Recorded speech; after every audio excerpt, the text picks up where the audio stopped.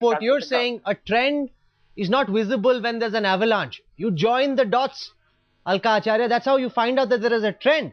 There are TV journalists going around interviewing people, reporting back to Beijing.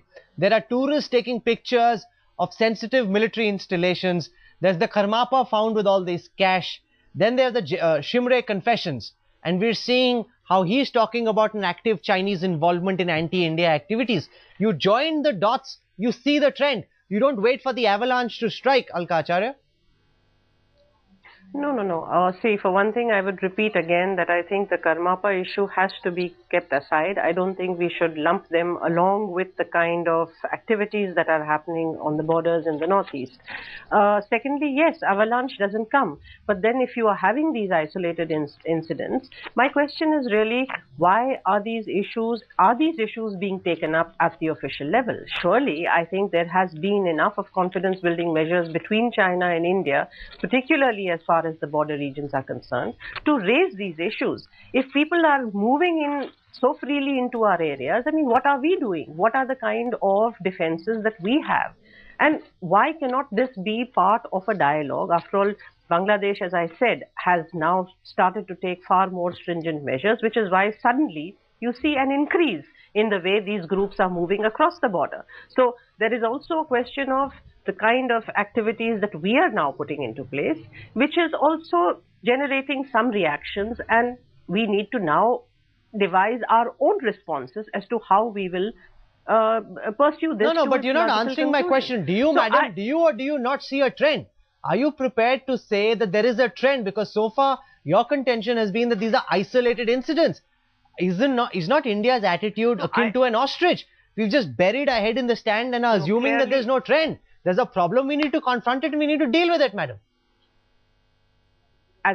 Exactly my point, that if this is a problem, and if indeed because being a mere academic, of course one doesn't have the kind of inside information that the intelligence agencies have. Now, if they have put all this together, then they are joining the dots, then surely this should now figure as part of a government initiative to take it up with the Chinese. Mr. Doval, should we take this up with the Chinese? Next time there's a round of deliberations, we should take this up with the Chinese and tell them, this is what you're doing, we're not okay with it. Is it time for India to act tough? Exactly. Let me just add here. Now we are taking the discourse from the diagnosis to the response. Now, I presume that we agree on the diagnosis that there's a change in trend and it has got to be responded. Now, what is the adequate, that is adequate and effective, that we have got to decide. Now, let me tell you, intelligence level talks is no response. Intelligence level talks are held where there are gaps in knowledge which are unintentionally happening because people do not have the complete picture.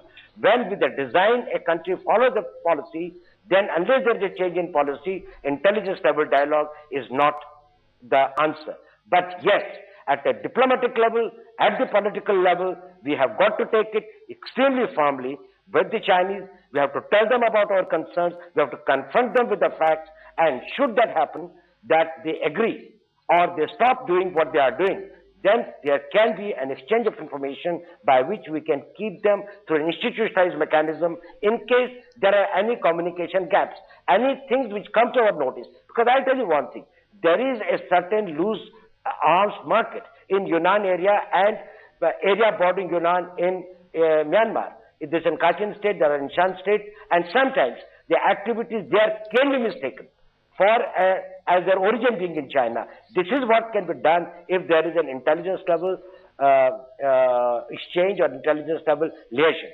But if they are asking the NSC and IM to put a permanent representative who on a daily basis will be keeping in contact with the Chinese intelligence officials in Yunnan and Mr. Khonsering, and thereafter he will be maintaining contact here in India about the movements and activities of the terrorist gangs, that is totally unacceptable position. Oh, and absolutely. From General I'm glad that we've at least been able to make enough headway for even Alka Acharya to accept that there could be a trend and it's time for India to act on it. It's not good enough to say China is fingering us, they're creating all these subterfuge activities and we should talk to them. It's time, as Mr. Doval says, to understand, to diagnose the problem and to form an adequate response to it. Alka Acharya and Mr. A.K. Doval, thank you very much for joining me at the top of Center Stage tonight.